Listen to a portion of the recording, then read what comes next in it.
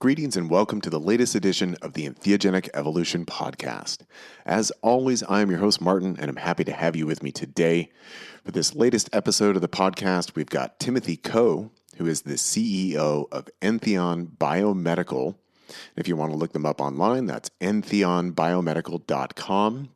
And it is a new business operating out of Vancouver, Canada, that is looking to do research on developing DMT protocols to help treat addictions and addictive behaviors. We'll be getting to that in just a minute, but of course, first, just a few quick announcements. Thank you goes out to Stefan, who has made his monthly contribution in support of the Entheogenic Evolution podcast. So thank you, as always, to Stefan, who's been, set up this automatic PayPal contribution in support of the podcast on a monthly basis many months ago. So you've probably heard me say his name many times, and I continue to thank him, as well as my other monthly supporters, such as James and Brooke, who make a contribution every month. It's all automatic that they've set up through PayPal. And of course, thanks to my ongoing supporters over at patreon.com/MartinWBall, who have made a monthly commitment in support of this podcast and just in support of my work in general. If you would like to be a PayPal supporter or a Patreon supporter, they are both quite easy. Just stop by my personal webpage, www.martinball.net, use the PayPal link or the Patreon link that's at the top right of my personal webpage. Coming up on the Entheogenic Evolution podcast, there's lots of exciting things developing and happening here. I have an interview in the bank with Griffin Thorne from Harris Bracken Legal Firm, and we had a conversation just a few days ago about psychedelics and the law, and his particular interest is also in entheogenic churches. So we had a wide-ranging discussion about all of those issues, and that's going to be coming up on the podcast. Got a couple other interviews all lined up, and actually I have two other interviews that are already in the bank that I'm going to be bringing to you very soon. One is with Howlucious Nation from the Temple of Awakening Divinity, and another is with Rak Razam. Both of the interviews were done in support of the Facilitating 5-MeO DMT book that I have been busy working on over the past many months, and I'm happy to say it is now all officially done. The last contributions were coming from Hal, and it took a while to actually get all that, but I got it all integrated into the book, and I have now sent all of that material away, and within a number of days, it should be available at Kindle and at the various Amazon marketplaces, probably within about a week of today. So hopefully that'll be really soon, and then I'll be bringing you those interviews with Rak and with Hal, and then also bringing on other people. Many people in the book have already been featured here on the podcast and have done interviews with me, but there's also a number of people who have not yet been on the podcast and done an interview who are featured in the book, and going to be looking to bring them on here to the podcast to talk about their contribution and their work around facilitating 5-MeO DMT, and just really excited. The book it's done. So yay. And it's actually done a lot later than I had originally planned. That when I put out the call for people to submit their materials, I gave them like 4 months and said, please get it to me by October of 2021. So obviously we are many months beyond that. It's quite all right. I think it's very timely that it's coming out now. Really excited about it. Made a lot of new art for the book. If you want it in color, you probably want to get the Kindle version. But I'm excited, just interesting to see how people are, what they're going to make of it, what they will think of it. So we'll be talking more about that over the coming weeks here at the podcast. And also there is a book club event that LAMPS, the Los Angeles Medicinal Plant Society, is going to be hosting on May 5th in the evening. And I'll have more information about that in the coming weeks. So yeah, all that is coming up, and the book is going out, and so that's great. Super excited about that. Of course, as always, I am available for consultations to talk to you about your entheogenic experience and help you integrate it from a non-dual perspective. My webpage for that is nondualenthiogenicintegration.com if you want to check that out. Available for 30, 60, and 90-minute private consultations, as always. And kind of next up on my docket of what I hope to be doing is now that the book is all done, I'm going to be recording some new music. So I got to change the strings on my 12-string guitar and make some new tunes. Yeah, that's what I'm going to do. And then eventually I will get to the audio book of facilitating 5-MeO DMT. But first some music. But anyway, that's enough in terms of introductions and announcements. So let's go ahead and get into Timothy Coe from Entheon Biomedical. And again, the website is entheonbiomedical.com if you want to check them out online. Here's my conversation with Timothy Coe. Enjoy. I am here speaking with Timothy Coe. I believe you're joining me from Vancouver. Is that correct? Yes, I am. It's a pleasure to be here. It's a rare sunny day in Vancouver, so feeling the rays, feeling fine. Nice. And just to clarify, that is Vancouver, Canada, not Vancouver, Washington. So this is an international phone call today. And Timothy Coe, you're the CEO of Entheon. Is it Entheon Biomedical or is it just Entheon? Sorry. You Entheon Biomedical, yeah. Entheon Biomedical. And we've got lots of great stuff to talk about today. Entheon is developing the use of DMT to treat addiction. So we're going to talk all about that. But as we have just briefly discussed, that I always like to start with kind of getting to know the person that I'm interviewing. And not to put you on the spot about this at all, but I think probably you are the first Asian Canadian that I've interviewed. I've been doing this podcast since 2008, and let's just be honest. A lot of people working in the psychedelic field are white folks, and so I always try and bring in as much diversity as I can onto the podcast. But sometimes there's limited options, and so that was just one of the interests that initially popped up for me when I got an email from your team. It's like, oh, here's an Asian Canadian working in the field, and so that's an interesting voice to add into the mix. So let's start by getting to know you a little bit, Yeah. Timothy. And Yeah, Martin, I am as Martin alluded to, I am an Asian person, which is I'm honored. I think it is very cool that I do get to represent my own unique experience. And I think especially given that, within traditional Asian communities, talk of drug use and psychedelics and things is such a taboo that it's generally not sort of discussed. And that goes both ways. I think it's not only is it sort of not discussed when we're talking about things like, therapeutic uses of drugs, but also it's not discussed in terms of actual sort of misuse of drugs. And that, is a pretty loaded scenario when inevitably there are people, that will elect to use drugs in their lifetime. And actually, it's pretty crucial to my personal story in that, yeah, for quite a while, my brother was a longtime hardcore drug user, eventually, utilizing fentanyl, which ultimately led to his death.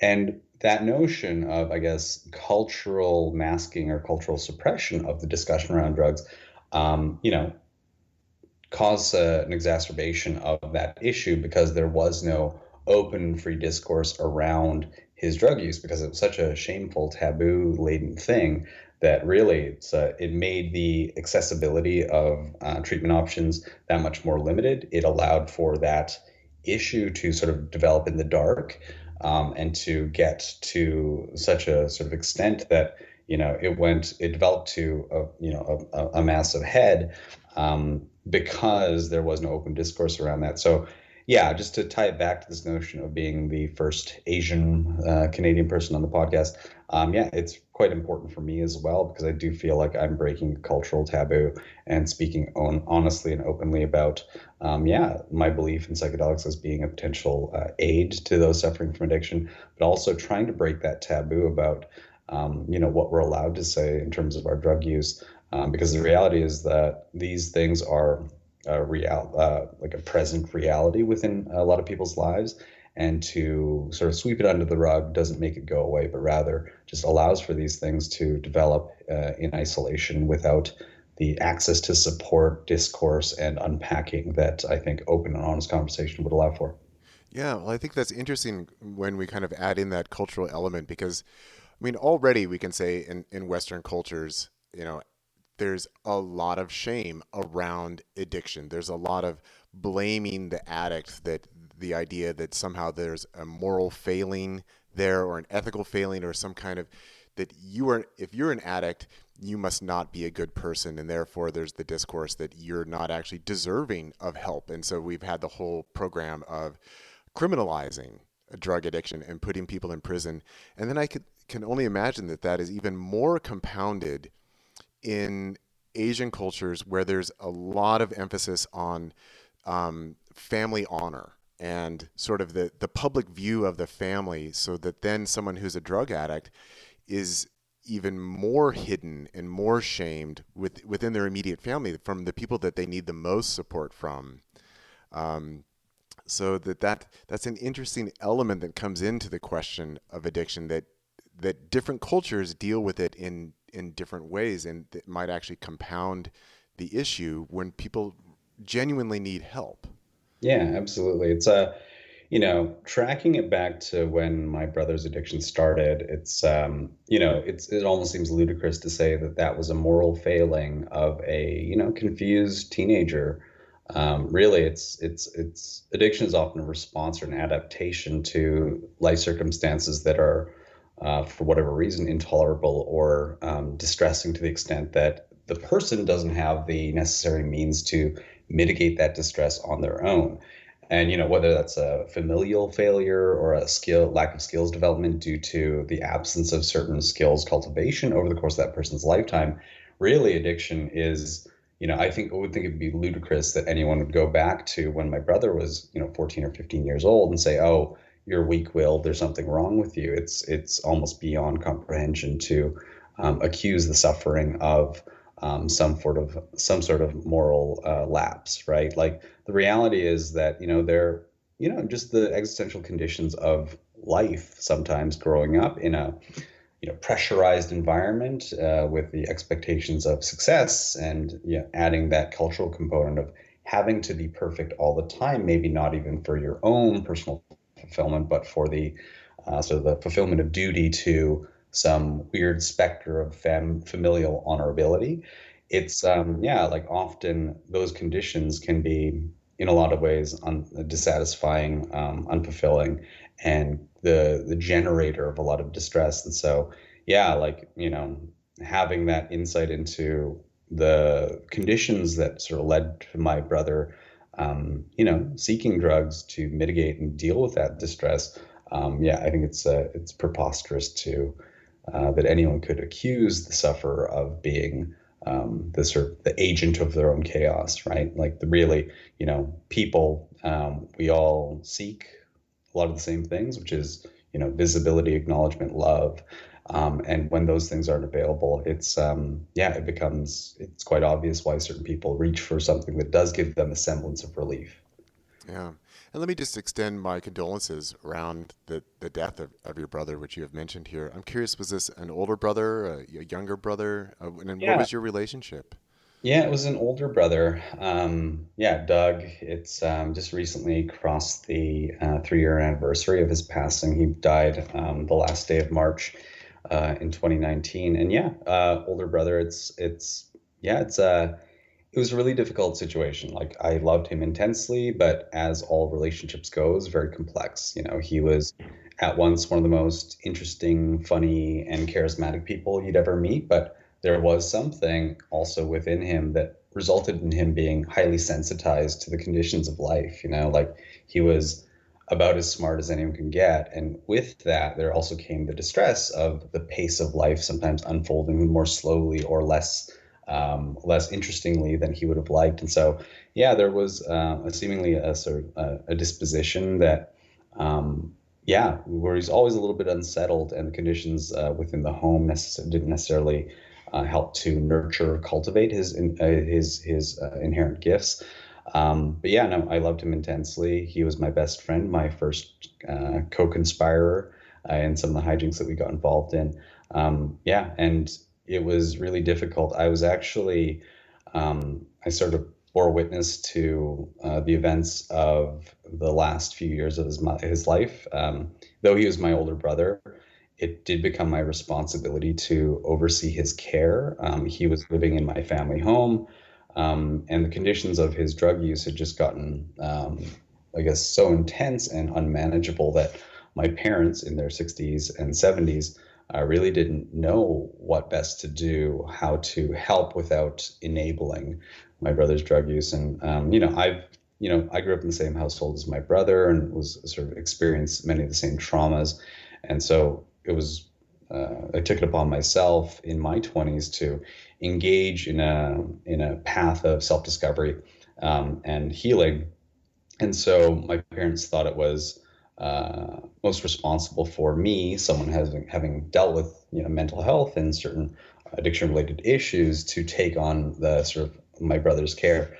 And yeah, over the course of about 3 years, I did. We tried everything that we could in terms of getting my brother into residential drug treatment, getting him into 12-step fellowships, getting him hooked into the sort of systems of support that are currently available. And sadly, those systems proved insufficient just due to the fact that, yeah, though there may be a template in place for dealing with people that suffer from addiction, it doesn't take into consideration some of the rich nuance of that person's experience. And as much as I love 12-step recovery, there are certain characteristics of 12-step recovery that don't necessarily acknowledge some of the broad nuance of the person, and especially don't really acknowledge some of the inherent trauma that may be present that disenables someone that is so in need of help from engaging in the process of AA or NA or other 12-step recovery. I think implicit to those 12-step recovery platforms is this notion of rigorous honesty, the ability to quite honestly, nakedly explore oneself, what one has done, what their resentments are, what their sources of shame are. But often, as a product of sometimes decades of hardcore drug use, and the trauma that's inherent to that, requiring someone to go through the darkest depths of their pain due to the presence of trauma, that may result in a trauma response where the person shuts down, dissociates, or sort of evades that. And so, and sometimes within the world of 12-step recovery, that person is considered, to use their terminology, constitutionally incapable. It's not necessarily a moral failing, but it is this notion that someone does not meet that requirement of rigorous honesty, or the ability to be rigorously honest, that would allow for that process of self-discovery to take place. And so interestingly, there is something inherent to psychedelics that I do believe can maybe backdoor that process, where, I think if you're being familiar with psychedelics and me being familiar with psychedelics, in my healing journey, there were these moments under the effects of DMT where I was actually going through my own trauma therapies and sort of doing EMDR, lenswear, traditional psychotherapy, where we were trying to unpack all this stuff, my relationships with my father, my brother, my general relationship with self and manhood and the expectations of society. I was going through all these things, but for whatever reason, I reached a therapeutic roadblock where I just couldn't get any deeper. And it actually sent me to the edge of some pit of despair where I was very shut down using traditional means. And about, I guess at this point, 8 or 9 years ago, a friend introduced me to DMT and said, well, hey, what is there to lose? And it's not what I recommend. I don't recommend to anyone listening just going out there and soliciting wild, mind-bending psychedelics necessarily. But I did have that opportune moment where, in spite of where I was roadblocked, my usage of DMT at that time backdoored my trauma response and allowed me to have these beautiful epiphanal moments where, in this sort of colorful cascade of pictures and sensations and unlocked memory, I was actually able to have these beautiful moments of release where a long locked away memory of something my father had told me about one of his brother committing suicide at the age of 17, due to the immense pressures of growing up into a post-war Korean environment at the hands of his father. It was just this strange crystalline moment where I was able to feel a sense of forgiveness for my father, which enabled me to have a softening of my view of expectation for anyone, which enabled me in this very sudden cascade to have a sense of forgiveness for myself, where, whoa, within my lineage, there's this notion of pressure that can drive people to the edge of death and beyond it. Um, and for me in that moment, it was just this strange set of tableaus, memory of my father, a vision of him crying, a sense of empathy and softness towards him that sort of pervaded me and made me feel a sense of empathy and empathy towards myself that really did unlock a lot of things and provided me that window of softness to evaluate that, hey, maybe the pressures that I put on myself or that were laden onto me are not so material or concrete, and that maybe this notion of what I need to be and what I'm failing at being are totally constructs of a very maladaptive sort of osmotic system of me picking up these expectations, right? So I know I'm a bit rambling here, but yeah, that's a sort of like a broad strokes sweep of my history where, yeah, I think, DMT, um, I know the effects of living under these sometimes oppressive conditions of just living in late stage capitalism, growing up with the looming specter of having to perform for survival and for honor. And DMT really was, and my brother very much suffered from the pressures of that, being so adept at, or so cognitively sort of wonderful, and always being sort of told you have so much potential, potential, potential, as well as saying you need to live up to that potential. Just the weight of that really did sort of saddle him with some stuff that he couldn't really move forward with. And from my own personal experience, having DMT unlock those, I guess, yeah, cut the saddlebag off of me and say, hey, everything that you carry isn't so necessary for your journey. Yeah, that's the sort of cobbling together of my inspirations for why I'm pursuing psychedelic drug development. So hopefully that's useful, and hopefully that makes some semblance of sense to someone who's listening. Yeah. So let me just sort of summarize a little bit of what you just shared here, because I think there's a lot of really important points. One is sort of this combined experience of both your own personal journey towards healing and kind of grappling with some of the same issues that your brother grappled with, but also going about it in a very starkly different way. Whereas he fell into drug addiction, you fell into self care and therapy. And that, as we've been discussing, that in addition to just the normal pressures of being a person in the modern world, that there also can be certain cultural or family pressures that are put on. And as you were describing for yourself, this is something that comes up a lot in conversations here on the podcast and elsewhere about how we construct parts of our identity by adopting exterior expectations and then incorporating those into ourselves that might not really be in genuine fit with who we actually are. But we pick those up through our family. We pick it up through our culture. And that this is something that can be particularly strong, since we're talking about, Asian immigrant communities, that in Asian cultures, there are a lot of family expectations that are put on. And then even those can become problematic, that, as you say, like in a 12-step program where there is this idea of like this rigorous honesty, whereas in a lot of Asian cultures, and I speak as someone who has studied Asian cultures and also taught English to a lot of international students, so I have a lot of direct experience with students from around the world. But the idea that even in a 12-step program where we say, well, look, it's got to be this rigorous honesty and this revealing, that even those objectives might not jive with some cultural program and expectation. In a lot of Asian cultures, there is the idea of kind of an enforced humility, like, oh no, I'm not good enough, or no, don't praise me. And so there's a tendency towards certain forms of expression that might not be completely honest, which is not to call them out for being lies or anything, but just to say that, look, these are cultural expectations where people are not necessarily being upfront and honest with each other. And then there also is sort of the protection of family honor and the protection of family image, which then becomes more problematic for the individual, because then in revealing that, they'd have to reveal that, yes, I am the source of shame for my family. And even in saying that, you're expressing the exterior expectations that are put on you that you've internalized. So it's a complex process. And so then breaking all that down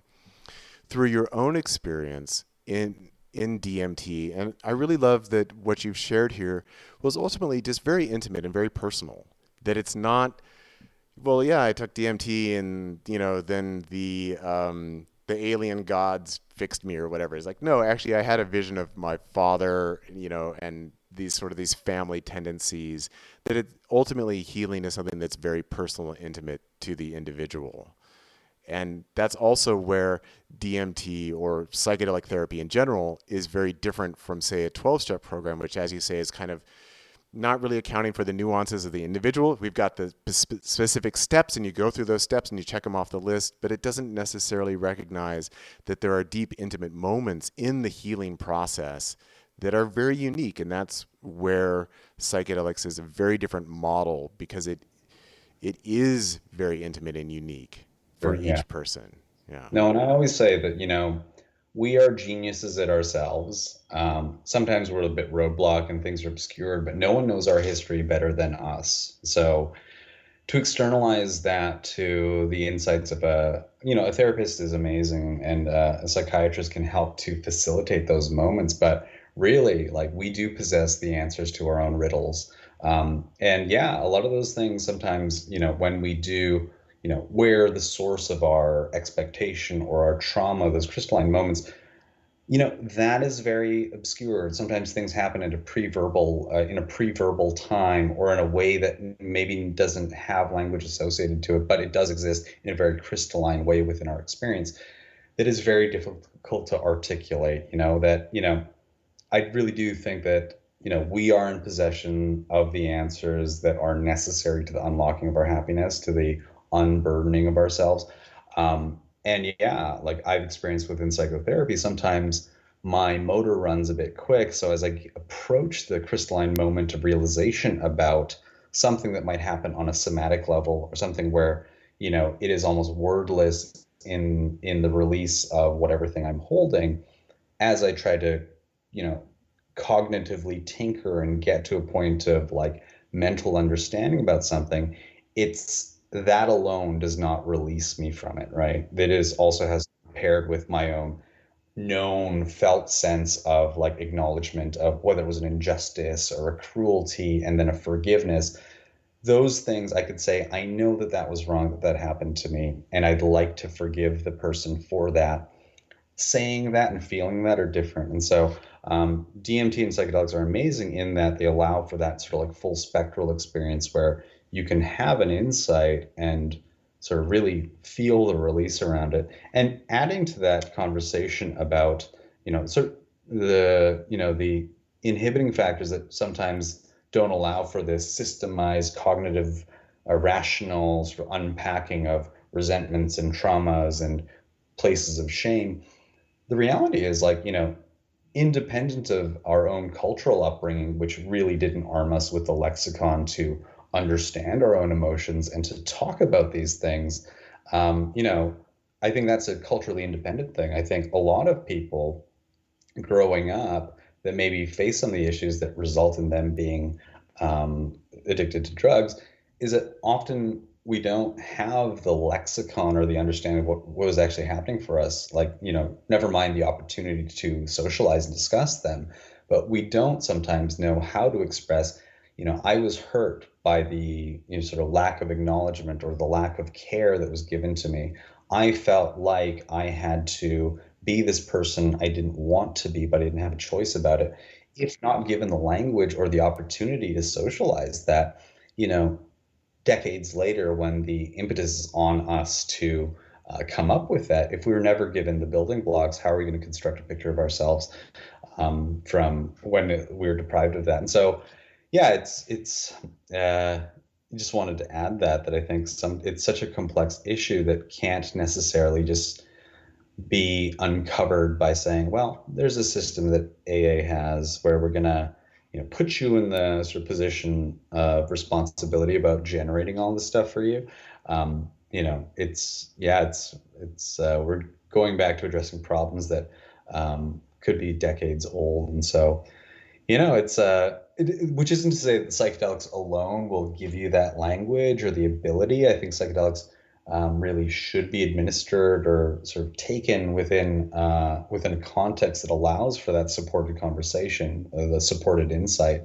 And for once you have that insight, the integration could take place where you make good of these realizations, because realizations that happen and then sort of fly away are just fleeting realizations. That's just sensational. That's just experiential artifact that was cool and could be referenced. But really, I do think that what we're trying to do within the psychedelic industry, and hopefully, which is taking shape, is that you know a new paradigm in terms of like, okay, cool. So there's this psychiatric and therapeutic support, and we have this huge force multiplier potentiator that is psychedelics. How do we merge these things so that once people do access these things that are powerful and moving, but they may not have the language for it, there is someone there that can unpack that with them and say, well, what did you experience? What did it feel like?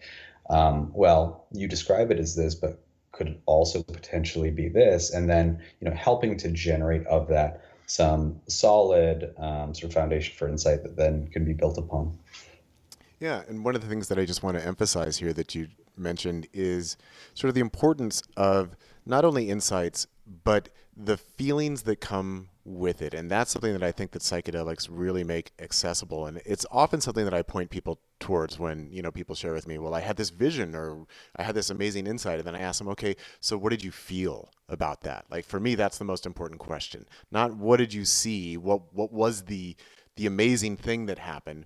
But what did you feel? And then also to pick up on something that you mentioned, the idea of releasing that through encountering an insight that then unlocks feelings and emotions, that then there's the process of releasing that allows people to then transform and sort of make peace with these aspects of themselves, with their personal history, with their choices, and reformats them into a new ability to feel. And that's somewhere, if someone is only working on, say, talk therapy or group therapy or group exposure therapy, we're encountering and we're sharing our thoughts, that if they don't have the capacity or even the language and the vocabulary, as you say, to express their feelings and emotions, that it might just become kind of an intellectual dead end for people where they get locked into the ideas but don't have access to the emotional content and what I would just describe as sort of the energetic content of being that allows for the transformation. So it's clear in speaking with you that you yourself have developed quite an extensive vocabulary to talk about all of this. Just I have the impression you're a smart guy. You really know what you're doing here. Which kind of brings me to the question of, it sounds like you got into this area in part out of necessity, that this was both your personal reality for yourself and your own seeking of treatment and therapy, and then also the case with your brother. Had you intended to set out into kind of pioneering medical research, or did this all come about as a result of these life experiences and these realities that you were facing?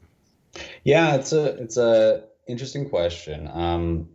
Following my brother's death, it was I was sort of armed with a multitude of feelings. There was obviously my grieving process and like grappling with what I could not have influenced in terms of what happened to my brother. But there, through all the analysis and whatever I was feeling and the grieving, like a thing that did continue to resonate in a way that I couldn't really shake was that the optionality that people like my brother and I live in Vancouver, BC. I don't know if you know the statistics about Vancouver, BC, but over the course of the pandemic, we lost twice as many people to drug overdose and toxic drug supply than we did to COVID. The reality is, yeah, within my Facebook, I still use Facebook occasionally, Facebook and Instagram feeds, and just within my own personal sphere of, sort of connectivity, I lose people to addiction on a near monthly basis, or I'm aware of someone that has lost someone to addiction on a near monthly basis.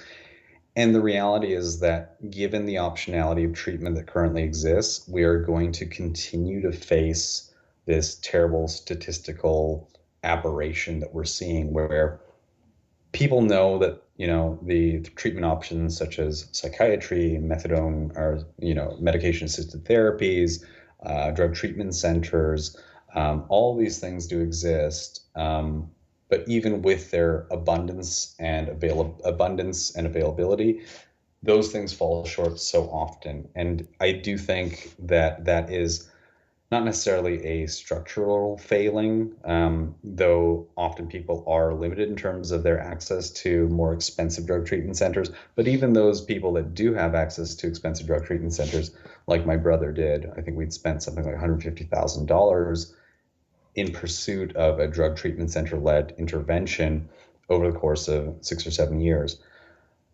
With the availability of everything that is there, there is still this massive gap in terms of, okay, if someone is not a suitable candidate for largely 12-step and faith-based interventions like AA, then what is there? There really isn't much, like once you fail out of AA or smart recovery or whatever, cognitive behavioral therapy, talk therapy, the limitations of those things for someone that is heavily addicted and trauma laden, sometimes that does all of those methodologies fail on, like we talked about, the person's lack of ability to access their own personal emotional well. And from my own experiences, without going into the specifics of what I was dealing with, I was at a similar place where the traditional means of therapy were not unlocking things for me that enabled me to feel a release in my chest, enabled me to breathe, enabled me to unclench my fists. And psychedelics really did allow me that window of softness and opportunity to explore myself in a non-judgmental and forgiving way. So it was a natural merger of these ideas that, Jesus, for these people that need it the most, there is no optionality that would give them this sort of offshoot of opportunity to, access the backdoor that psychedelics seemingly do enable. And then for me, understanding that that backdoor existed, I just couldn't shake the sense that this is something that we needed to investigate. Initially we looked at, or I was, pursuing all avenues. I was looking at, sort of non-regulated psilocybin treatment for those suffering with addiction. We were looking at various other drugs, ultimately through a sort of largely consultative and iterative process, talking to some of the most, thoughtful and accomplished researchers within the psychedelic space. Eventually we landed on the notion of, for those that are suffering from addiction, the idea of throwing someone into a 8 to 12 hour long 5 grams psilocybin experience has a lot of potential to be, at once, super transformational, but also quite wily and difficult to wrangle. Like, as someone that has some crystalline moments of trauma within my life, the reality is this isn't like a sedative or a sort of dissociative, right? Psychedelics, you don't do the work by sort of doing a flyover of the terrain of your life. You do the work by going into the trenches of your life. You go into the work by, being present, in some ways reliving what, is insulated by the sort of beauty and awe of the experience. It's not a passive one. And I have been party to psychedelic trips that have been very difficult to manage. Ultimately, all things being good in the end, all things survived being a source of insight, strength, and perspective. They were okay. But for those people, and the reality is, as many drug substance use disorder sufferers do possess trauma as a part of within the construction of their narrative, the notion of just saying, okay, maybe we don't exactly know where the landmines are, but go ahead, we'll see you. Like, we're here, we're in the background, but 8 hours later, hopefully you didn't step on anything that's too sprung. The idea of sending someone into a high dose psilocybin session did seem therapeutically difficult. And so where we landed on was DMT due to its short half-life, its the ability to generate these powerful and potentially profound experiences, but having the ability to modulate the experience, to titrate it up or down, potentially, and to stop that experience if the person is in that medically difficult scenario of being a serious adverse event. That's ultimately where we landed. We know we want to have that insight generating potential of a powerful psychedelic, but we want to deliver it in such a way that in the event, as much as we'd like to mitigate it with setting and a therapist rapport, those things will pop up. And with us, DMT, well, for us, DMT is the ideal molecule for creating that powerful experience, but giving us the ability to stop it when needed, have that person come back to ground and saying, hey, you're okay. Like, was there something that popped up that made us stop it? Do you feel comfortable reinitiating? Okay, well, for now, let's take a breath. So yeah, that's ultimately where we landed. And, in consultation, not to sort of name names off the Rolodex, but that was a decision sort of arrived at with consultation from, Matthew Johnson, Robin Carhart-Harris, Christopher Timmerman, some of the most, I guess, well-known researchers within the psychedelic field. Yeah. So there's a number of things I'd like to pick up on with what you just shared, and then we'll kind of circle back around to DMT. Um, but there is this interesting question of where we're seeing drug addictions, where we're seeing people not being served by traditional therapy, um, and then sort of the advent of psychedelic therapy to sort of fill in those gaps. And so both of us were on the West Coast where things are rather progressive around psychedelic therapy right now. So, like here in Oregon, they're currently developing the psilocybin assisted therapy program, and simultaneously, we decriminalized drugs in Oregon so that we wouldn't just be putting addicts in jail.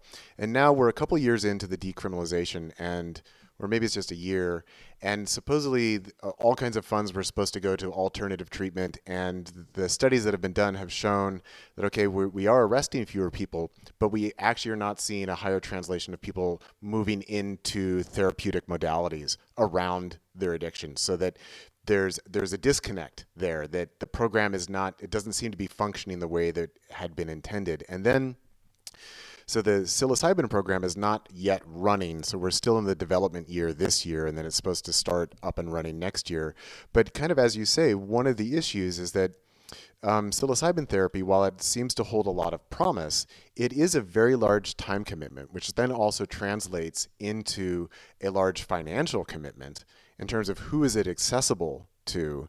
And even with something like ketamine, which is not even nearly as long, recently a ketamine clinic opened up here in Ashland, Oregon, and I know that their services are in the hundreds or thousands, not hundreds of thousands, but hundreds or thousands of dollars for treatment. And so one of the questions that's being asked in here in Oregon is this idea of equity and equal access. Like, who's going to be able to access these services? So this is, now I'm circling back around that you said that drug overdose was a larger factor in the death count in Vancouver throughout the time of the pandemic than, say, from COVID. And I don't know what the numbers here are in Oregon, but we do have a very large problem with drug overdose, largely from the opiate drug class.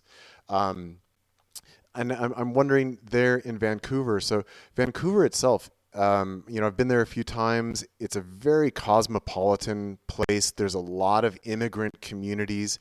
I'm just wondering if you have data on where are the overdoses happening, and how is that, what does the demographic of that look like in Vancouver? And then in terms of where does in your view, where does the outreach need to happen most? What are the communities that are most in need of alternative forms of treatment and therapy in your view? Totally. It's It is a sort of demographic breaching problem. It's there we've seen a rise in sort of accidental death just due to the availability of fentanyl. The pandemic caused a lot of things. It caused a shutdown in normal sort of drug trafficking, sort of port of entry type of uh, mechanisms. It's resulted in the proliferation and just the basic economics of fentanyl.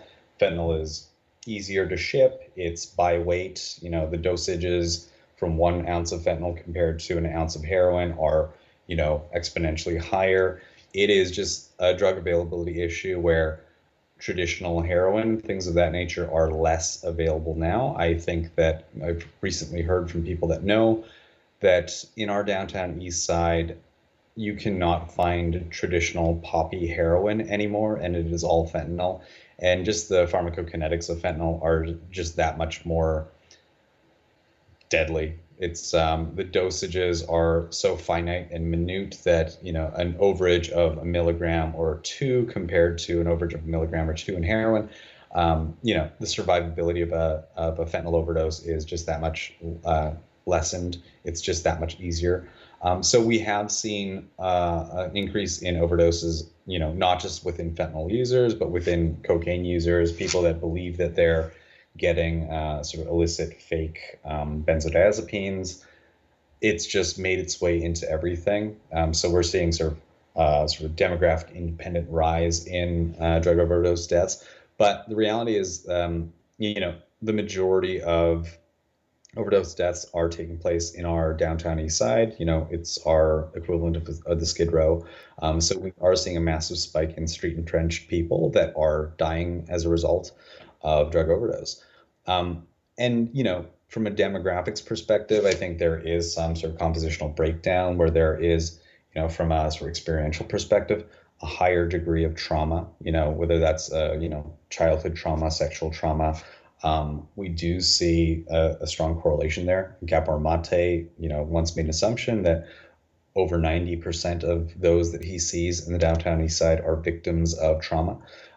Within Canada, we also have a very sordid history of Indigenous abuse, where we had the residential schooling system that was existent into just a couple of decades ago that resulted in children being pulled away from their families and put into religious schools and systematically abused. And so we do see a sort of higher rate of death among those populations within Vancouver. And so, but that isn't to say that that's sort of like a single community issue. My brother was a street entrenched person for a time, and a lot of people that I know that have become street entrenched, came from regular sort of front-facing, well-to-do, working class, middle class families. And so, yeah, I think the outreach is obviously necessary in the sort of front lines of drug abuse, which is the downtown east side. But I think a general increased awareness campaign is needed across the board. I think we need to provide services at earlier stages to a variety of people, and not just to those that have become street entrenched hardcore drug users. I think outreach is necessary far before then. Yeah. Yeah. So let's get back to then talking about the application of DMT. So as we've already kind of mentioned, some of the advantages are it's much shorter acting, right? It's not a commitment of 6, 8 hours. It's not a whole day long thing. Yeah. It's also very potent. Yeah. So you get a lot of effect from a little bit of input. So you can get a lot of content. You can get a lot of experience in a short amount of time. So how is this being developed in terms of delivery method? And then also just looking at the Entheon Biomedical website, I noticed that it does mention using EEG to try and help tailor people's experience, and also looking at genetics to help tailor experience. So maybe you can tell us a little bit about this scientific side of the program and Yeah. how that all works. If you thought I rambled before, just you wait. No, Bring it's it on.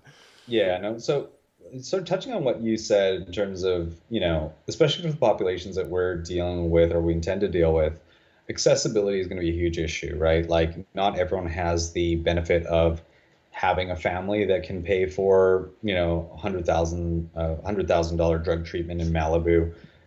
We didn't do that for Doug, but it's not much cheaper in BC. The reality is, like you mentioned, psychedelic drugs, so the more traditional, longer form psychedelic drugs like psilocybin or even ayahuasca retreats, not all of us have the ability to go to a wooded dome in the woods and, sort of spend 8 to 12 hours, with a lot of well-to-do white people, not to be snarky or anything. But Uh, it's relatively accurate. So yeah, yeah. And which isn't to say, I mean, everyone should be entitled to pursue that. I'm glad that more people are. The reality is that, yeah, the sort of the medical burden, especially within a sort of approved, regulated setting of having someone under the supervision and care of a physician and a nurse and potentially a therapist on board too, from a operational perspective, it is quite difficult. I don't remember the last time, if ever, I started a drug trip at 8 a.m. that ended at 5 p.m. So just the actual functional mechanics of a long form psilocybin-based drug treatment paradigm is a little bit difficult to comprehend, and there is a lot of opportunity for negative adverse events to take place. It will require a lot of one-on-one, hey, you're okay, what are you seeing, what are you feeling? So group context could help with scaling, but again, if multiple people are having a sort of collective experience where they're in a bad place, it may just be a difficult one to try to manage. So with DMT, and one more thing, I'm sure you've had these experiences as I've had. Sometimes those long form psychedelic experiences can be very information dense. They can deliver a lot, and sometimes you can grasp hold of that, wrestle it, contain it, feel your edges expand, and feel better for it. But sometimes things come, are intensive and fleeting. So it's an inherently information dense type of experience as well that is sometimes difficult to download in its entirety. And so with DMT, that notion of accessibility, first off, we are pursuing a regulatory approval model where the ultimate aim is to get this approved at a federal level, have this be an approved drug product that eventually will be suitable for insurance reimbursement within North America, within the USA. Getting it to that point, that's ultimately the aim that we're working towards, so that this can be something that is, sort of subsidized and supported. The other component, though, is that understanding the business models and the operational models that we currently exist within, where it is 9 to 5, clinic is open, clinic is closed, DMT does allow for a more standard approach to delivering psychiatric care, where given that we can potentially reduce the actual drug experience to 60 to 90 minutes, a patient can come in, spend the morning, hopefully we're not there yet, preparing, they've dieted, they've done everything they can to reduce their stress levels. A therapist rapport is already established. There is the opportunity to have multiple patients administered DMT over the course of operational clinic hours, and with the adequate time to have a person have that experience, come down, reach a place of firm ground, and to potentially unpack that. We think that from a costing perspective, more flexibility allows for potentially lower barrier of entry. And it does also allow for a maybe more progressive and sort of progressive approach to treatment where, you wouldn't want to necessarily put a naive person into a heroic dose psychedelic session immediately and say, well, good luck, I'll see you in 8 hours. With DMT, there's the potential to work progressively towards that, where there could be an inducement phase where, hey, you're going to experience something very intense and outside of your normal wheelhouse of experience. How about we try a smaller dose initially, see how you acclimate to that. You can report your subjective experience and see if you're prepared, and if you have any sort of physiological response, an anxiety response, a heart rate response that would indicate that we should be cautious about dose escalation. There is the opportunity to intersperse preparation, a short, powerful DMT session with sort of post-session integration and work progressively towards, a treatment plan where instead of going into one or two very long, very intense psilocybin sessions, have a person work towards, maybe a similar time of immersion within the psychedelic state, but having that interspersed with more psychotherapy so that a person can, and I will reference my own experience once more, in that there were, yeah, my epiphanies came over the course of probably 5 or 6 days in a totally non-directed bedroom setting by myself with a DMT pipe. And there were periods of that DMT immersion that were not, it was not monotonous. It was not sort of static in terms of epiphany, insight. It wasn't just like tapping into the stream of truth.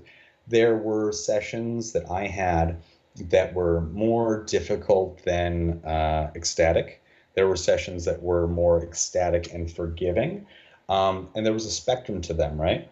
And so, my ideal world scenario would be working someone into preparation for a short DMT session, unpacking that, seeing if there were any insights that were generated of that experience, maybe setting that as an intention to explore for the next trip, having that next trip take place, whether it's a few days later or a week later, and working progressively towards, experience, unpack, intention, experience, unpack, intention, and hopefully getting to a place where an individual can sort of work through these waves of insight and integration as opposed to just waiting on the one big hurrah and trying to pull from that memory the sort of the fleeting, sometimes ephemeral elements of insight that might go.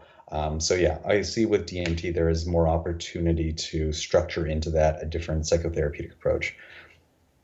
And what would be the delivery method?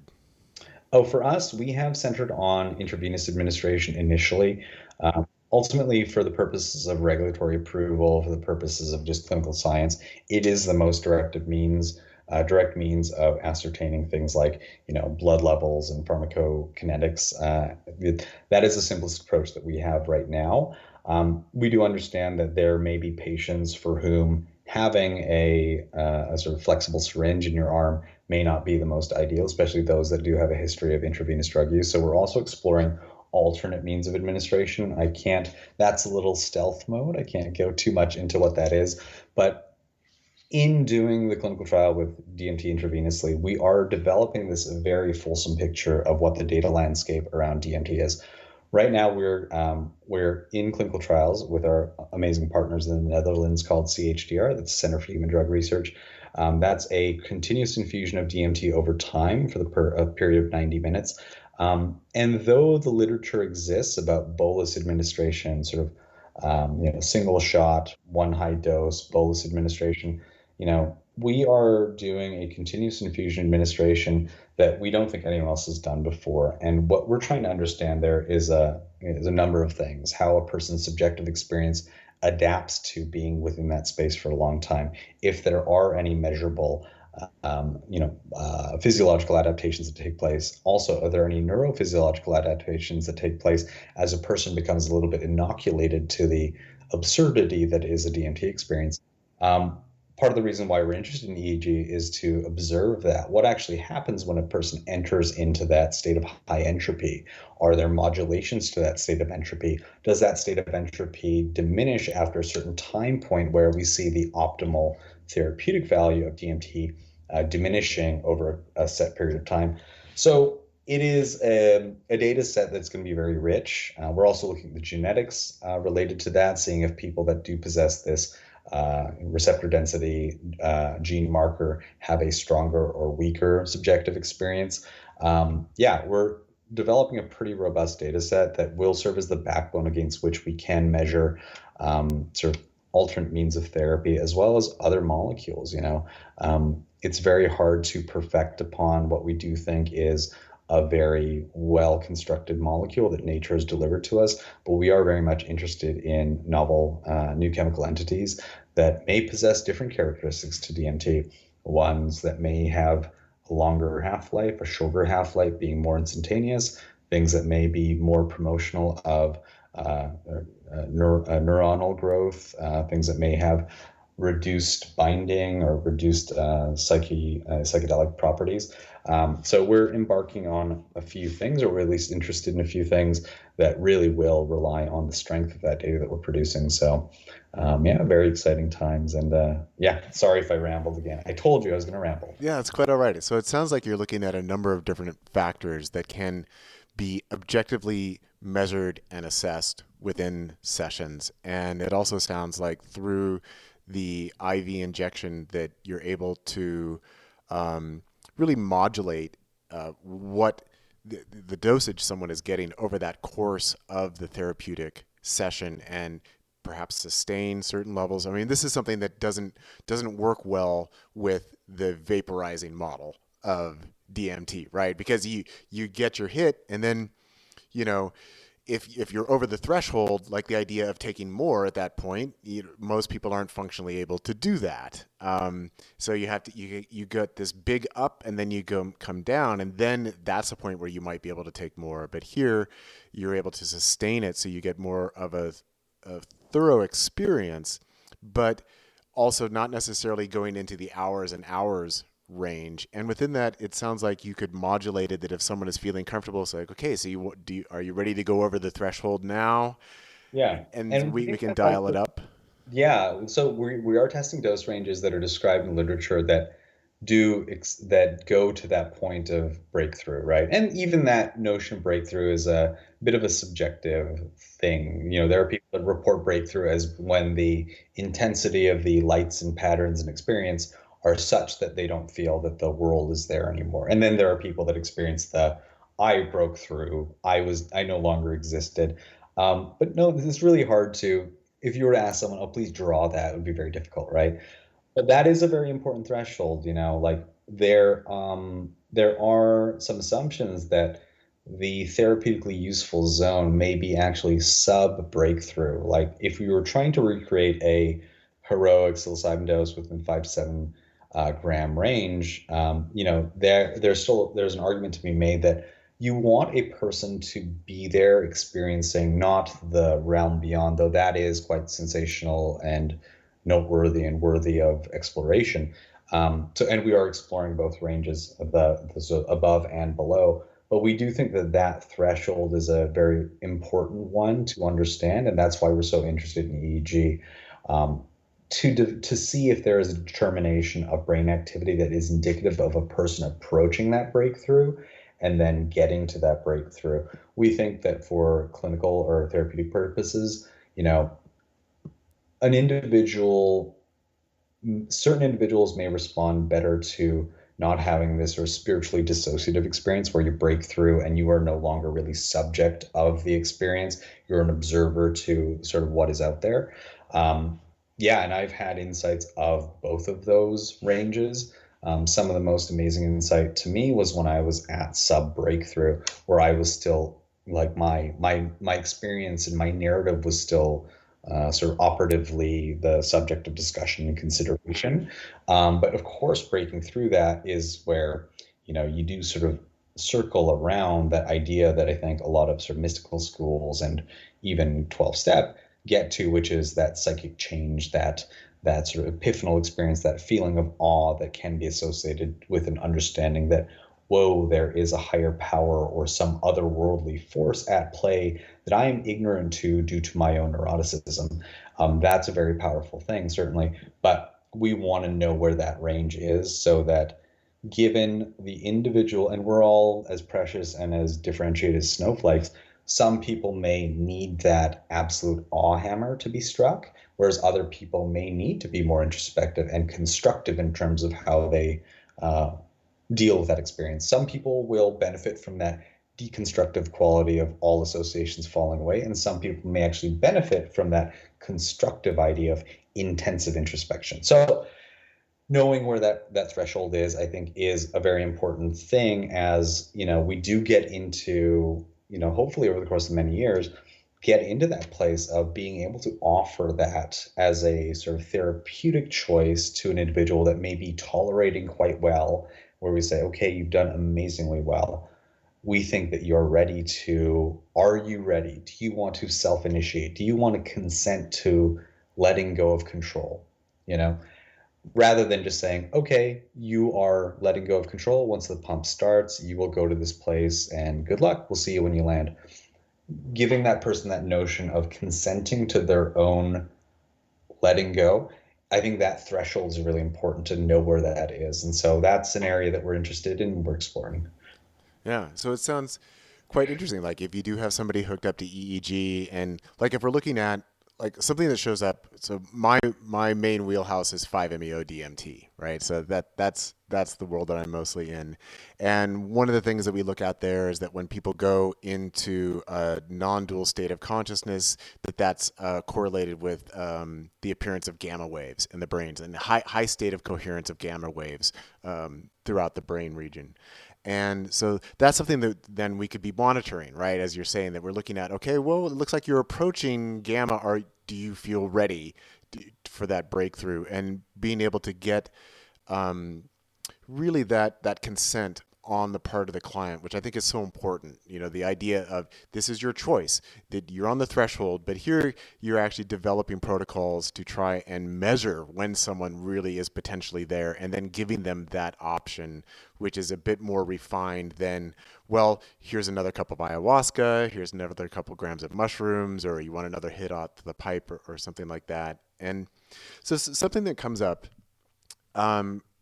around the discussion of 5-MeO DMT, and I think that it is going to apply for anyone who's really working in this area, whether it's ketamine or psilocybin or DMT, is that we're kind of, we're in the business section now, or sector of where we're kind of developing these businessmen, therapists, priests, shamans. It's kind of blurring the lines a little bit, and like one of the things that we talk about with 5-MeO DMT is that, well, any therapist who gets into this area is got to be comfortable with clients coming back and wanting to talk about God, because that's going to be part of their experience. And so that this is kind of crossing the lines between what we generally think of as business versus science versus therapy, that we actually are dealing with certain spiritual perceptions and realities that people are encountering within this. And one of the things that often gets pointed out is that, well, anybody who's going to be working in this area, it's very important for them to have their own significant personal experience with these molecules so that they can relate. Because what happens if you have somebody doing their DMT trip and then they come back and they want to talk to you about God and the universal nature of being, and the person who is there at their landing spot is not able to have that conversation with them? So how do you see that developing within your own company and with your business models and practices? Yeah, no, it's an area of intense debate, like we've it's a tricky one because obviously that's an area where I've had my own personal, this sort of like Frankenstein notion of spirituality and God that is constructed over, my interest in particle physics and theoretical physics, as well as the things that I saw and the dimensionality that I think is possessed is manifest when you are subject to DMT. And that's really personal and difficult to articulate, but the core there is that, whoa, wow, there is this sort of like universal oneness that, and it's hard to capture that, to parameterize that and say, okay, a physician or therapist needs to have had a otherworldly experience where at the end of it, they say, yes, I tick the box for having a belief in a otherworldly power or whatever. And so it is one that, we do have difficulty about, like, well, what will be the sort of therapeutic requirements that are there? Luckily, there are a lot of, I guess, schools and organizations that are working on the development of those practices, right? As much as I think that that's where the true magic is, in having people articulate that, reflect it back, have it be sort of acknowledged by, like, the sort of like the encouragement of the eyeballs and saying, like, oh my God, yes, of course, yeah, perfect, you're on it. That's an area that's really hard for us to parameterize. And so, you know, it is an area that, yeah, the Entheon isn't so much focused on in terms of where we need to get to. Entheon is very much, and sad to say it, locked into the world of the highly objectifiable and sort of the clear-cut data science that we need to present to regulators. That being said, those that we do work with, like Robin Carhart-Harris, Matthew Johnson, et cetera, they do lay some of the groundwork in terms of the basics of what is needed so that an individual who is facilitating one of these experiences will have the vocabulary necessary to empathize and understand with a person that is going through this experience. And so, and through even my own personal psychotherapy journey, some of it good, some of it bad, the best ones were those that did have this sense of not just pure empirical objectivism. It was those people that were able to connect with a sense of spirituality, a sense of, hey, attributing some of the unknowable to the unknown. So yeah, it's not an area that, as a business we can really put too much behind, but we do entrust that when these drugs do come online, that there will be sort of training protocols sufficient to adequately receive these people as they go on these journeys. Yeah, which kind of brings me to just, I guess, maybe sort of a personal question for you in the development of this business that, part something that comes up a lot in psychedelic culture is, people saying that they don't want it to be commodified. They don't want it to become part of the healthcare industry. And there's a lot of argumentation, sort of pushback around that. My own personal view is that I'm kind of like, look, whatever works for people is fine with me, and that I like to see all these areas develop simultaneously, that it not just be healthcare, not just be spiritual, not just be therapeutic, but actually that we have room for all this, as well as personal growth, entertainment, enjoyment, that I think life is made to be enjoyed. So there's nothing wrong with that. But some people feel like, oh, you're taking sacred medicine and you're commodifying it. Have you experienced pushback around that? And if so, Totally. how do you deal with it?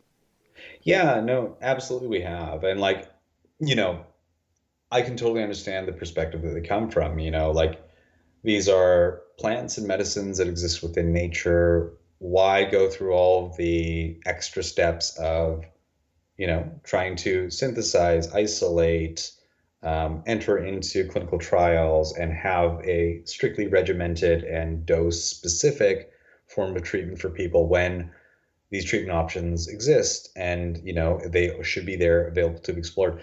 I don't think it is so necessarily just this one or the other thing. Like, I'm all for cognitive liberty. I wouldn't be talking to you about what we are unless those substances were made available to me in my own personal construction of who I am. So I'm all in favor of cognitive liberty, but there are, even within my own experience, the notion of, well, these substances belong to certain cultural groups in such a way that, you need to exist within the sort of lineage of that, the practices of that. There have been times where I've been involved in experience where sometimes the symbolic catalog, the language used, the sort of has not been totally congruent with my own understanding of my own spirituality.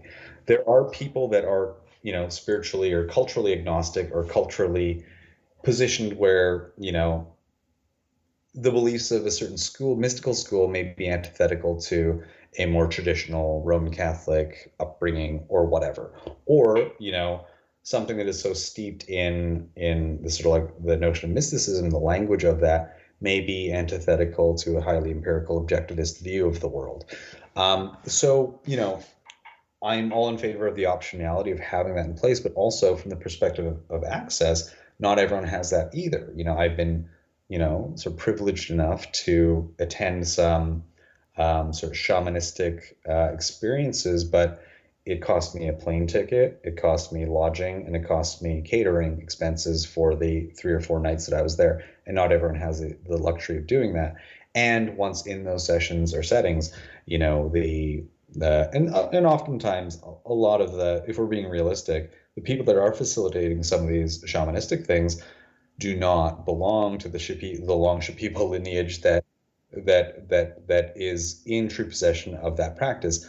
I've been to experiences where it is, really great, well-meaning, uh, like recent neophytes to the world of psychedelic shamanism, and so there's a merging of their own sort of cultural biases, right? There's a merging of there was one session I went to where it was a merging of Celtic as well as like just sort of like a non-denominational new wave thing. So, you know, there isn't necessarily a standardization to that in the sort of in the wild anyways. And the type of cultural experiences, biases, and symbology that is brought into that isn't always going to be perfectly congruent. So, where we want to exist is as an addition to the optionality that already exists, providing something that is potentially culturally agnostic, that is, symbolically sort of neutral, so that a person can construct of their own insights, of their own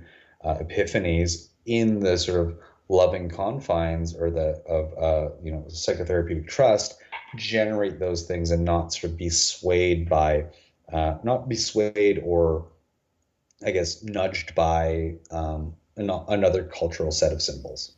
Yeah, and I think that that's a very important addition to kind of the cultural availability of the psychedelic experience, because as you say, there is conditioning, there are cultural assumptions, there are prevailing worldviews, there are symbolic sets and mythologies and interpretations that are given on people's experiences, when they do go to South America or they go to this culture and follow this lineage.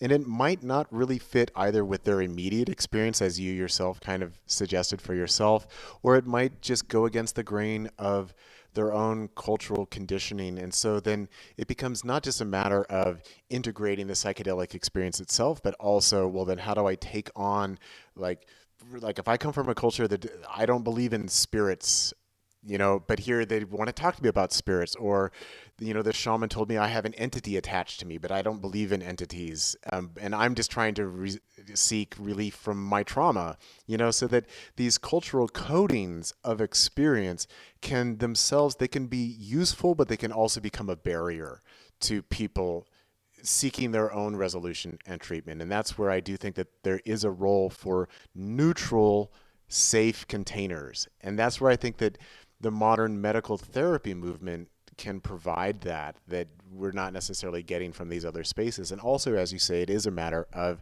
access and privilege. Not everyone has the privilege and access to take a number of weeks off from work and go to these retreats or go to these traditional areas where these medicines are served. And so if we can have facilities in our hometown where we can go to a neutral container, I think that that does serve people and allows for access in a way that hasn't really been available yet.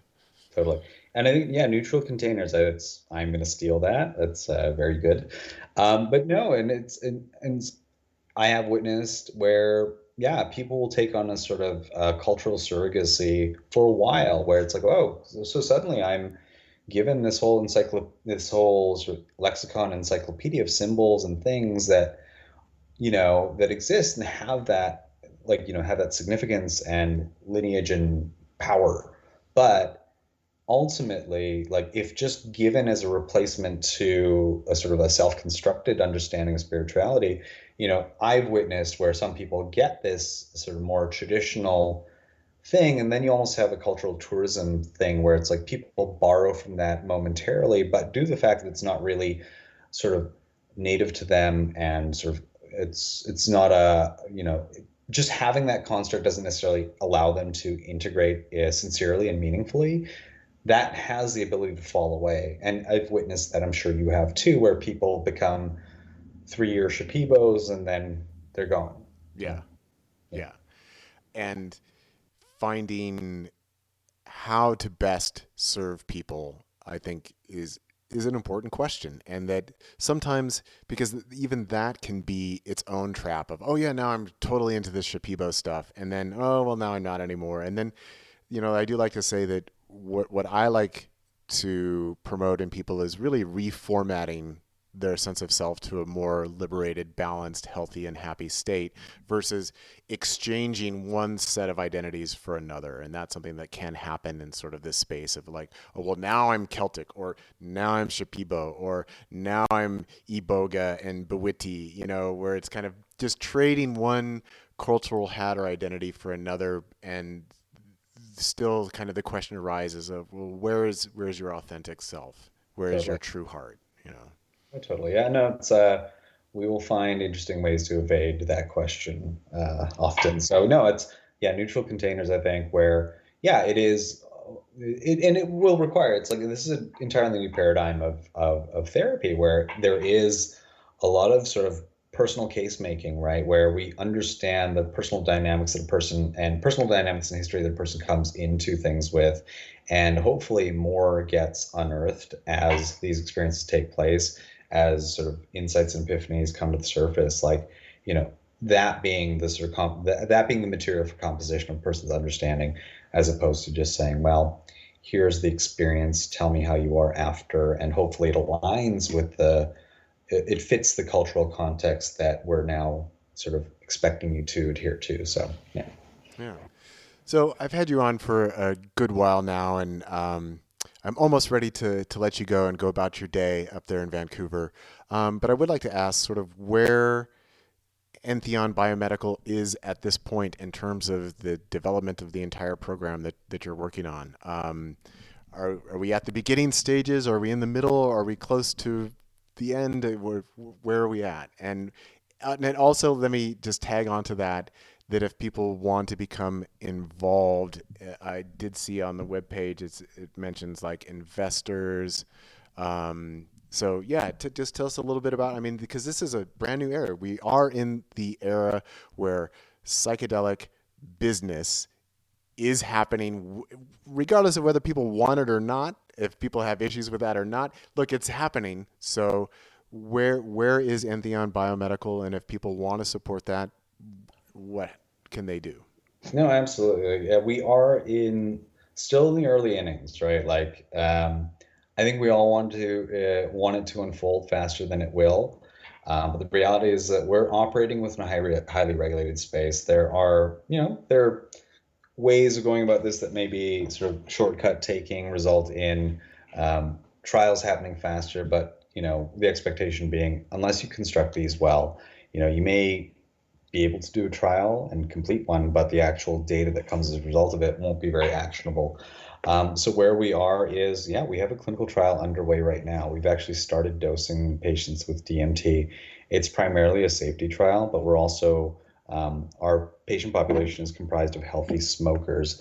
The hope being that there are people that will be smokers that have a powerful DMT experience that even outside of a therapeutic context may have an insight sufficient to reduce their desire to smoke. And so that is a very meaningful thing. I think just getting through the rigors of clinical requirement to actually start a clinical trial and begin enrolling patients, there's a lot of scientific rigor that needs to be constructed and presented to ultimately people that are tasked with ensuring that people are being safely administered psychedelic drugs. And so we've crossed those very difficult high thresholds to actually have a clinical trial in process. And so that's underway. Patients are being dosed. So that is continuing to proceed over the course of over this year. We expect completion in about September, October of this year. And we think that it's a pretty momentous occasion when that takes place. I don't think DMT exploration of this extent and scale has really taken place. Yeah, and with a lot of things, we are still in the early innings, but making huge progress. We've also initiated a observational trial that is looking at genetic and EEG-based biomarkers associated with ketamine experience. Not that we want to quantify all things and turn everything into data so that all human experience becomes a formula that's predictable, but we do think that there is a value in understanding if there are genetic markers associated with a differential response to ketamine.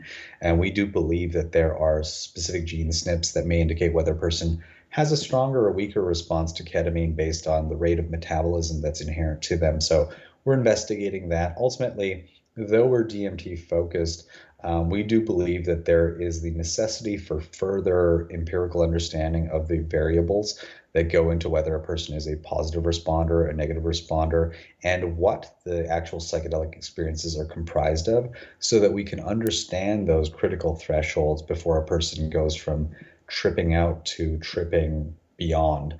Uh, I think it's really important to understand that, so that we can arm physicians with a better understanding of what their individual patients are dealing with and how to better approach dosing them or constructing a therapeutic program for them. So, yeah, we have an observational trial there. In addition to what we're doing with DMT, we're also running genetic tests there, as well as, like we mentioned, observing the EEG patterns that are taking place while a person comes up into the experience, as they go through the experience, and what happens thereafter. And so we're really eager to see what the data demonstrates at the end of that. And yeah, as we mentioned, data is super important, and we think we're generating a huge pile of data with our DMT trial. And so we're also looking at new chemical entities, using that backdrop of super comprehensive data to compare other molecules potentially that may, respond differently, better than DMT. We really do think that the key to helping people unlock their own answers is potentially within the molecular scaffold that DMT provides. So yeah, we're getting deep into the weeds in terms of trying to understand that. And so early innings, but we're making significant progress. If any listener is interested in Entheon, yeah, we encourage them to visit our website. I think it's invest at entheonbiomedical.com. And we'd love to hear from you. We get so much amazing outreach. People that are interested in investing, people that are just interested in the science. We welcome it all because, yeah, we're truly committed to helping, unlock more understanding, unlocking release, unlocking the things that we hope to, so that people can live better lives and hopefully construct a better society.